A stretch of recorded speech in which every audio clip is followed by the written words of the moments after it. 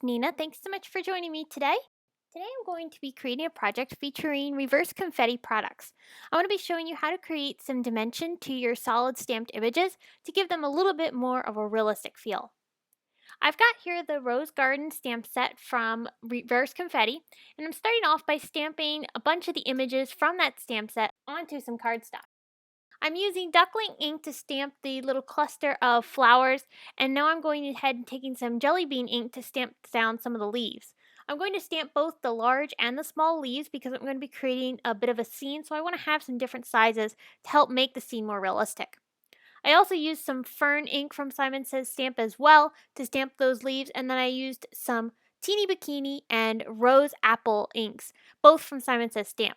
And the Rose Apple ink is actually a new color for Simon, and I really love it. It's got a really nice reddish pink tone to it. Now to add the dimension, I'm going to be using some colored pencils. Because these stamped images have some very small areas, I felt that the colored pencils would help give me the best control that I needed to be able to add the shading. You could of course try doing this with Copic markers, but I really liked the look of the colored pencils on top of the stamped images. So what I'm doing is I'm going over top of the stamped images and adding in shading and other color where I feel it needs it. I'm using pink colored pencils here to add some depth to the rose. I'm adding most of the shading along the areas where I want it to be darkest, and then I lightly fade it out towards the outer areas of the petals. I did the same thing with the leaves, and it allowed me to get some deeper color around the darkest areas of my images and allowed the ink underneath to shine through on the lighter areas. So after I did all of my coloring, I went ahead and took some of the dies that coordinate with this stamp set. You don't have to use the coordinating dies, you could fussy cut these, but because I had them, I was going to go ahead and use them. I'm using some washi tape to hold them down onto my cardstock so that way as I run them through my Big Shot machine, they won't shift. My scene is going to go on top of this piece of cardstock that I've cut down with a Simon Says Stamp Stitch rectangle die. I'm laying a piece of Post-it tape to mask off that bottom area of my panel. You don't have to use Post-it tape, but this is what I had on hand, so I'm going to go ahead and do that.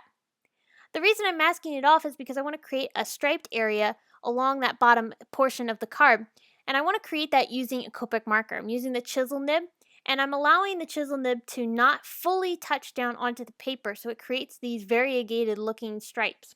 So the stripes aren't perfect, they have this really nice artistic feel to them, and I think this is really fun. It kind of almost looks like they've been painted.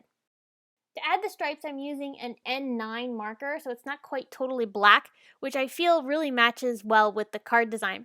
Because it's not totally black, it doesn't really stand out as harsh as if you would have used a black marker instead. I'm repositioning that Post-it tape along the bottom portion of that panel to cover up the stripes so that way I can do some ink blending across the top area. I'm going to use that jelly bean ink and lightly add some color along that bottom portion of the mask and then gradually fade that out towards the top of the paper. I want it to be very dark towards the bottom and then really light towards the top so it fades into white. I'll remove the Post-it tape and you can see the perfect masking that we have here. That's going to allow me to now start building my little scene of flowers along that bottom portion.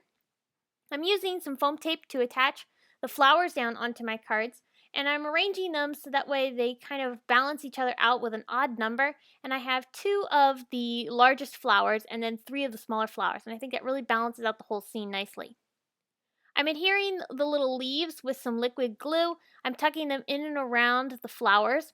The glue I'm using is PPA matte adhesive, but you could use any type of adhesive that you have on hand. After adding in the leaves, I'm going to take the flower clusters and I'm going to adhere these down slightly differently. I'm going to put a bit of liquid adhesive along the stick and then a bit of foam tape along towards the top portion of my flowers. And that's going to allow the bottom portion of the flower to lay flat, but then as it gradually goes up towards the top of the flower cluster, it's raised up off the card. So it just adds an extra depth of interest to this flower scene.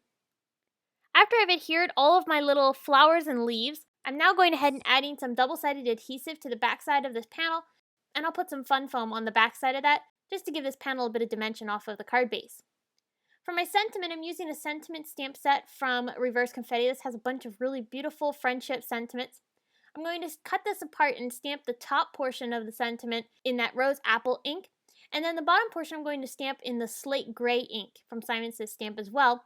And I felt that the slate gray ink matched really nicely with the N9 Copic marker that we used to create the stripes.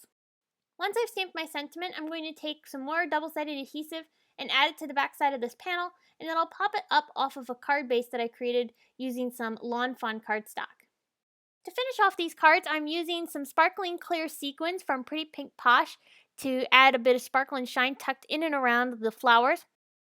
So if you have any questions, please leave them in the comment section below, or you can head on over to the blog to get more information on this card, including still pictures and products used.